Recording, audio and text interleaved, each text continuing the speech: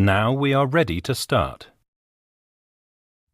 Ladies and gentlemen, today we have in our studio two guests, a football fan from England and a footballer from Ghana, and we're talking about football, of course. So, Lois, have you ever been to a professional football match in England? Yes, I have.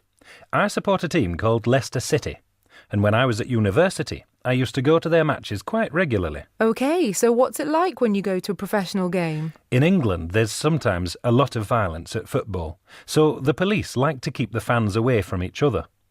But I've never been at a match where there's been any trouble. The atmosphere at most matches is really lively, and you get quite a cheerful crowd, and I love it. And because football sports arenas in Leicester are quite small, you're quite close to the pitch and feel really involved. My team wasn't very good though, so often my team would lose. But when they won, it was fantastic. That's cool. So how much does it cost to get a ticket? It's quite expensive, so maybe now for the lower teams the cheapest ticket is £25. They are available through the internet. But for example, if you wanted to go and see top-class teams, then it's maybe £50 or more. But it's really difficult to get a ticket because everybody has a season ticket. So if you want to go and watch them, you have to know somebody who can get you a ticket, an agent, a provider who uses his private contacts to book tickets long before the matches start.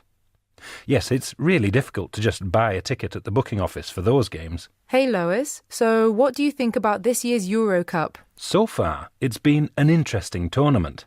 I didn't expect to see Greece and Portugal make it to the final.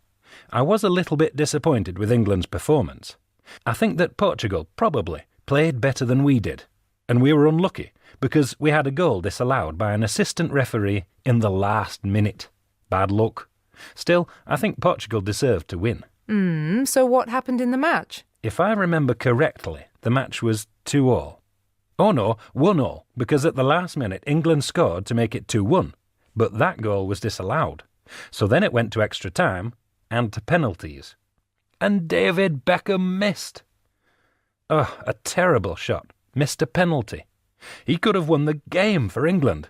And then one of Portugal's forwards scored, and it was all over. Lois, I noticed that you have a poster of David Beckham by your desk. I do. I think that David Beckham is quite a handsome man. He's got a lovely body and great hair. Everything about him is perfect for modelling. You know, many people think that he is a very talented footballer, although his recent performance in the Euro Cup was maybe not quite what it should have been. He did miss 2 penalties, and I think he's not as good as he's said to be. So do you think David Beckham is a better football player or a better model? Whoa, tricky. Possibly 50-50 at the moment, and maybe he should spend less time concentrating on social life and more time on football. Well, I suppose you mean he spends too much time accompanying his glamorous wife Victoria to numerous parties and social gatherings. Yeah, he's a real man of the world and very popular among celebrities. Thank you, Lois. And now I have some questions for our guest from Ghana. So, Nana, soccer is extremely important for Ghana. Can you tell me a little bit about this? Okay. The biggest game we have in Ghana now is soccer. And it's even important for families in the sense that families tend to push young kids into soccer academies, which are all over the country now. And these young kids are really urged to actually play in the leagues, in the Premier Leagues. But mostly the emphasis is on playing in foreign leagues, which they deem brings more money to the player himself and to the family the player comes from. So recruiting young people is an important part of the soccer culture in Ghana? Unfortunately, I would say yes. The reason why I say it's unfortunately true is it has come to a point where people actually pay families just to take their young kids away. There are also families in Ghana that actually pay teams, just to sell their young kids to these foreign scouts. They go away, and parents don't hear from them probably until they are of age and are playing in big leagues. Then that's when families come forward and say, yeah, this is my child, and this child was taken away from me long ago.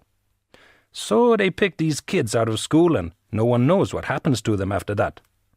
Again, what makes me really worried is that quite a lot of them even end up not actually meeting their potential and end up doing some other stuff, end up in crime. So it's really unfortunate. I see. Nana, what do you think of football hooligans? You were saying that you once saw a big fight? Oh, lots of fights. If you go to most games in England on a Saturday, you can see the odd fight, or maybe a full-scale riot, but usually outside the stadium. What happened when you saw some fans being violent? So, one of the biggest collisions I've seen was actually near a stadium, and there were two local rival crowds. The guys were all fighting in a field near the stadium. So the police actually surrounded them with horses and police dogs. And they just let the police dogs go off the leads. And then the horses charged in and tried to split the crowd. But it didn't help. Well, finally, the police stopped the fighting with water cannons, and there were a lot of arrests. Wow, pretty intense. Thank you, Nana.